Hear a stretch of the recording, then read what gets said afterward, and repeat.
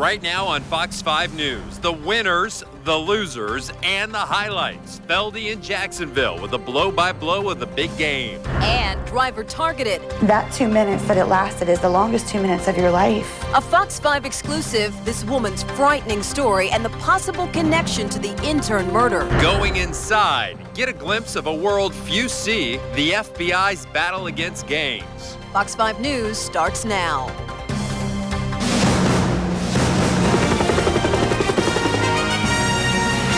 Fox 5 News Special Edition. Celebration in the streets of Boston. Police standing by to make sure things don't get out of hand. Yet another Super Bowl title for the New England Patriots, now the first football dynasty of the 21st century. Thanks for staying up with us on this Super Bowl Sunday night. I'm Sean Yancey. And I'm Brian Bolter. What a game. The Super Bowl this time much better than the commercials. The Patriots and Eagles fought it out down in Florida with the final quarter deciding the champions of the world and ultimately a New England dynasty. In the end, the Patriots pulled past the Eagles. Final score 24-21. Fox 5 Sports Director Dave Feldman in Jacksonville, Florida now at the very latest. All right, Brian, so for the third time in 4 years, the New England Patriots are the Super Bowl champs. Super Bowl 39, a close one. 24-21, the final score. You know, it started out slow. There were no points in the first quarter. That had only happened one time before, but then things got going. In the fourth quarter, it was 14-all. Corey Dillon from 2 yards out, capping off a 9-play, 66-yard drive. It was 21-14, Patriots on top. Less than 2 minutes to go in the game. Eagles trailing 24-14. Donovan McNabb to Greg Lewis, 30 yards, and the Eagles are within 3, 24-21 after a change of possession. Last chance for Philly. Donovan McNabb picked off by Rodney Harrison. The Patriots win 24-21. What a great year to be a sports fan in Boston. The third Super Bowl title in 4 years for New England. Myself and my family, we sat on the old benches at the Foxborough Stadium. We had one playoff game in 34 years, which we lost. We dreamt about having playoff games and bringing a championship back to New England. We also wanted to create a legacy where young fans would have something 15, 20 years from now, they'd be tied to our team. And I think this victory, I hope, solidifies our legacy. Jerry Rice, Joe Montana, Tom Brady, a lot of big, Terry Bradshaw. There's some big names, Deion, that have been Super Bowl MVP. Has that set in?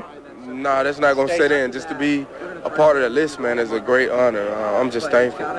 You know, thank God. Very humble for an MVP. Hey, look here. I've only been in the NFL 3 years. You know, I still got a lot of work I have to do. The Patriots are the second team to win 3 titles in 4 years. The Dallas Cowboys did it between the 92 and 95 seasons. Bill Belichick, by the way, now 10-1 as a postseason coach. That's the best of all time. Brian will have much more later in a full 30 minutes of Sports Extra. Back to you. All right, Feldy, sounds good. Now, if Boston is getting used to winning, Philadelphia is getting used to getting very close, but not quite there. This is Philadelphia right now. A lot of frustrated fans outside tonight. Police in riot gear, you can see there, actually outnumbering the fans for once. For the most part, things pretty much stayed under control. And Dave Feldman will have extensive coverage of the Super Bowl live from Jacksonville coming up on Sports Extra right after this newscast. You know, the big game means big business even right here in our area. The phones at pizza parlors have been ringing off the hook all night long.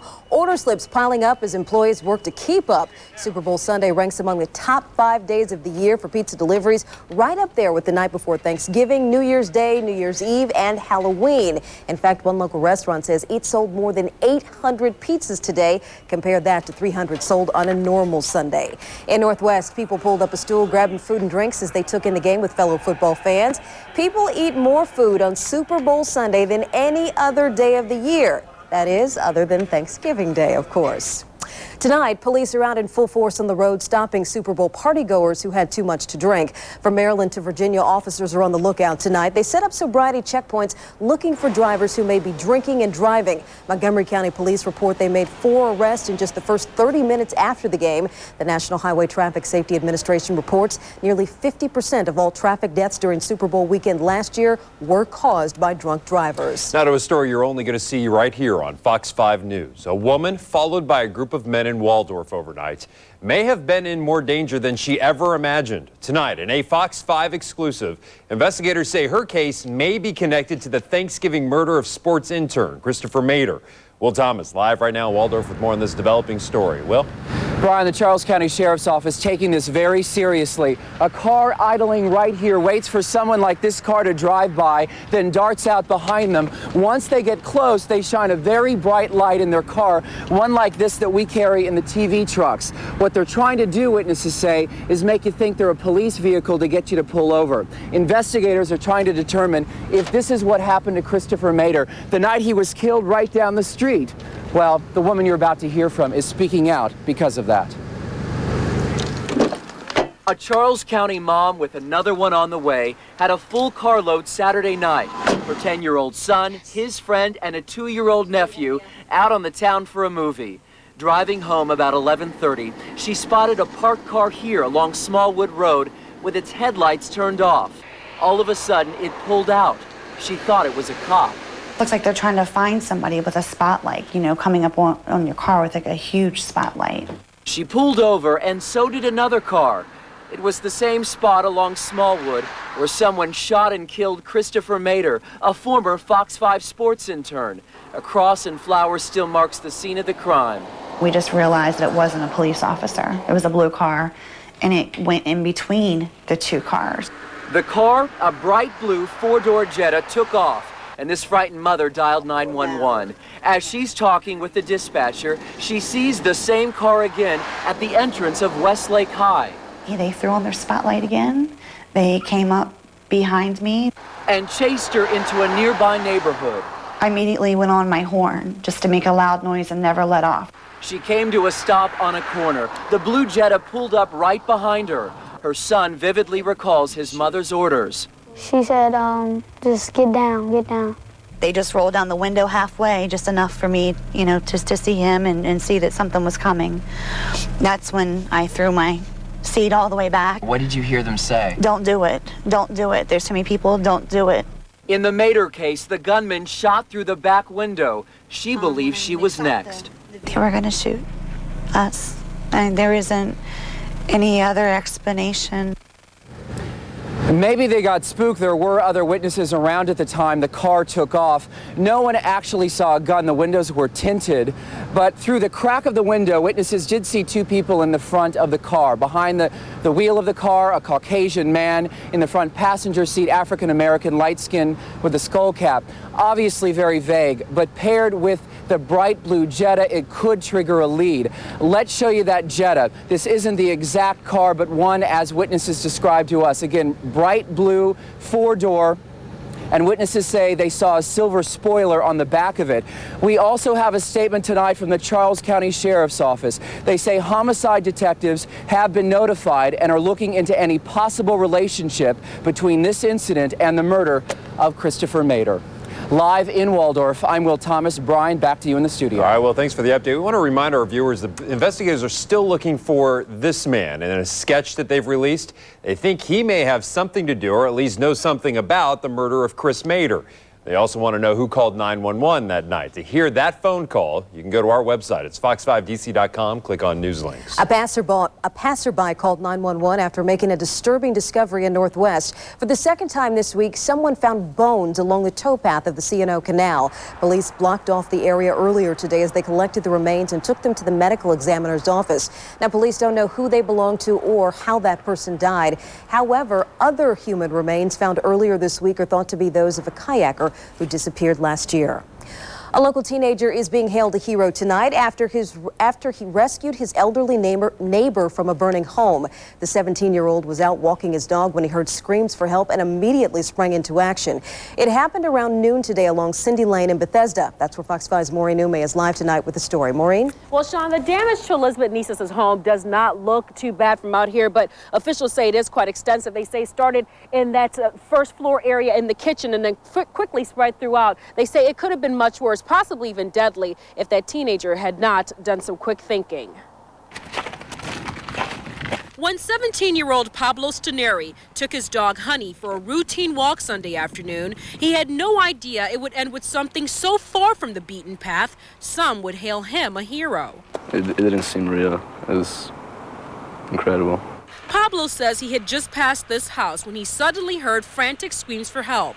I can't believe it. They were coming from Elizabeth Nisas, desperately trying to fight a growing kitchen fire. I put a roast into the oven, and apparently, I don't know, suddenly I'm seeing fire all around my kitchen entrance. Pablo says he instinctively ran into Nisas' home to get her out. He says it took some persuading, but he finally did. All I wanted to do was try to help the woman out, and I just tried to get her to safety as fast as I could. Thank goodness, yeah. Her son is able to salvage a few memorable pieces. The home Nisas has lived in for 42 years is not a total loss. Fire officials say Pablo Staneri can be credited for that and possibly saving Elizabeth Nisas' life, too. As John Nisas thanks Pablo for his efforts, she's safe and sound now. The teen now finds himself in a position he never imagined, that of a hero. It's a title he says he's not entirely comfortable with, but one Elizabeth Nisas and her family say is well-deserved. He was a doll, a living doll. Back here live now, Montgomery County Fire and Rescue officials say that Pablo will probably receive some sort of formal acknowledgement for his efforts. Pablo tells me that he has been offered a spot as a volunteer firefighter if he wants it. He says he is considering it. By the way, the damage to Nisas' home is estimated at up to $350,000. In Bethesda, Maureen Ume, Fox 5 News. Sean? Thank goodness he was walking by at the right time. Maureen, thank you very much.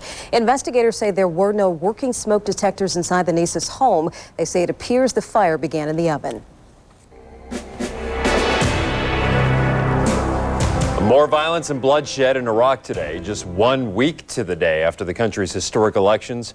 Insurgents in pickup trucks attacked a police station south of Baghdad, prompting an hour-long gunfight. By the time it was over, 22 Iraqi security forces and 14 attackers were killed. Many more were wounded. A U.S. soldier was also killed today in a roadside bombing north of Baghdad. A warning to the U.S. today from Iran. Any military action by the United States will be answered in kind. The European Union and the U.S. have been pressuring Iran to suspend its nuclear program, Europe offering technological and financial support in exchange.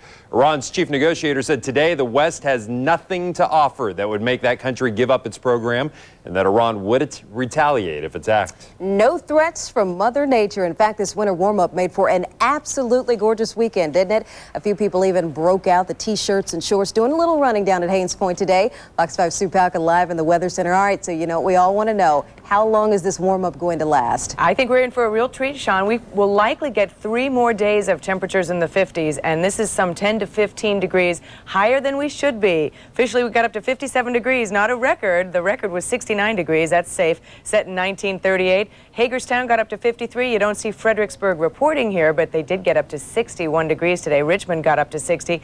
But lest you think we're done with winter, I'm sorry, we still have some cold air on the weather maps. Check out Great Falls. Their high today was 17, and this cold air is something we'll be watching all week long as it eventually starts headed toward the Washington area. But for the time being, high pressure is going to be in charge, and that's where our mild weather is coming from. Later in the week, we're going to see a little bit of this rain getting in here, and cold air will catch up to that rain and change it over to a bit of a mix. That will be in our forecast later in the week. So your headlines, we're going to be talking about 3 more mild days, a midweek rain to mix potential. That will be Wednesday night into Thursday, and the cold temperatures will be back here Thursday and Friday. We'll have the specifics with the 5-day forecast in just a few minutes, Sean. I'm liking this warm-up. Sue Palka, thank you very much. You know, it hasn't been that long since our last winter warm-up. Back on January 13th, it got up to 71 degrees. Still ahead. Making time earlier at liquor stores in one Maryland county. I'm Laura Evans. Coming up, the plan that county leaders are fighting for. Local parishioners preyed on as they pray. How these churchgoers are fighting crime next in our second segment. Heard a large bang and car filled with gray smoke, and my husband swerved a little bit but really kept it under control. That blast was not a blowout that lady was talking about. In fact, the very thing designed to protect drivers and passengers went off without warning. Fox 5 investigates. Plus, the Super Bowl ads you didn't see. You can blame it on Janet and Justin. What was pulled for being too provocative? A little later on. Be right back. Monday on Fox 5 News. Psst. Hey, your wheels giving you trouble? Wish that repair was free? Fox 5 has a secret that could save you thousands. A secret